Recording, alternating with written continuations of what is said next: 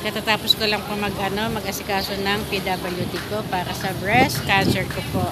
And habang ako po ay nag-aasikaso, meron pong tumawag sa akin at dito ko na lang dito i-share, no? Na may tumawag po sa akin na muntik na pong ma-scam. Ayan po, ang galing po talaga. So sa mga nag-i-inquire po maging mapanuri po tayo at huwag lang po basta-basta magpapabook. Mag-check background po kayo ng Facebook kung sinong agent po ang mapipili ninyo.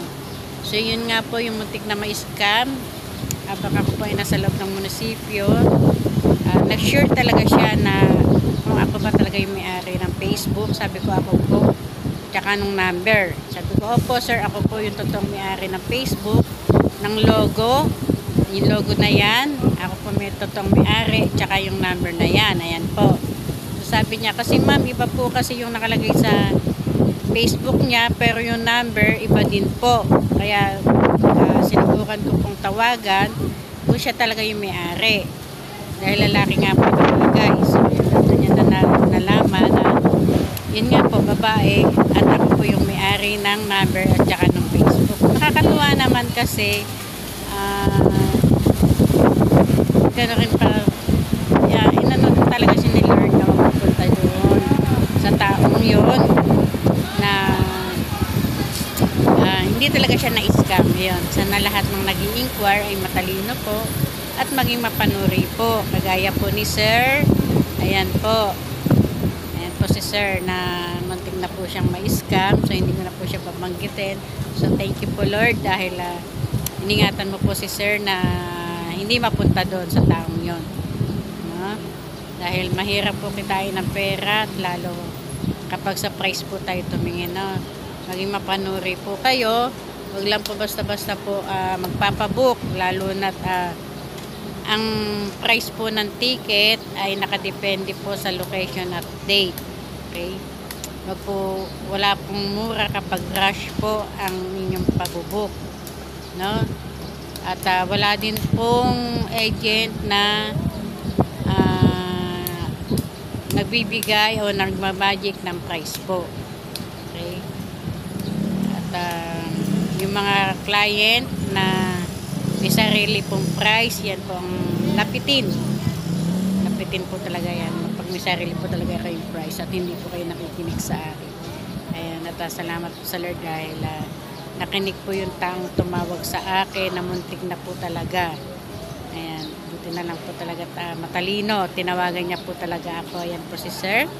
Ayan po yung kanyang account. Doon niya talaga nalaman na ako yung totoong may-ari at ang totoong may-ari ng number na nakontak na binigay sa kanya.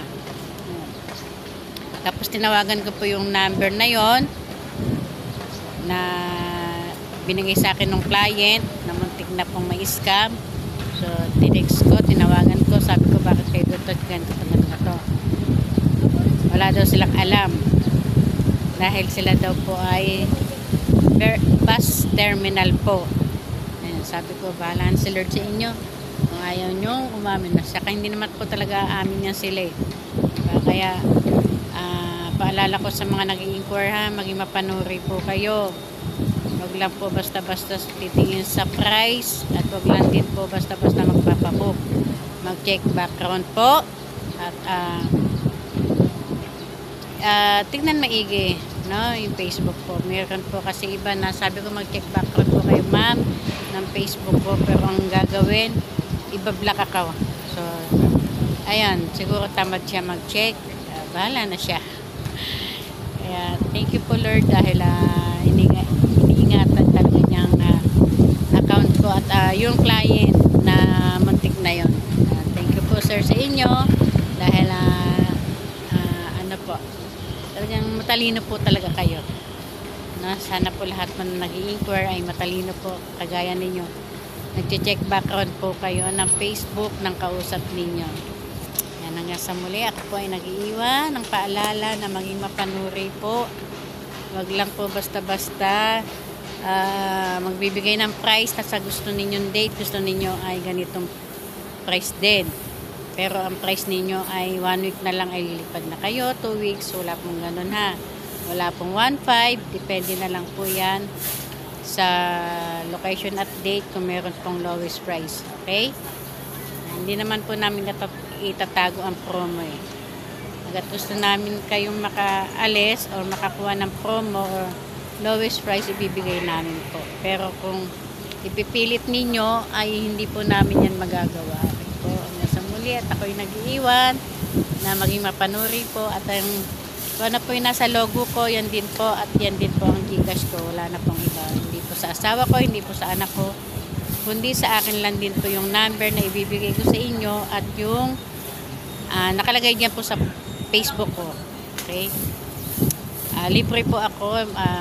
Libre ako makipag-video call. Hindi po ako busy. Okay, kung gusto niyo pong magpabook. God bless po sa inyong lahat at maging mapanuri po tayo ha sa paghahanap ng egg.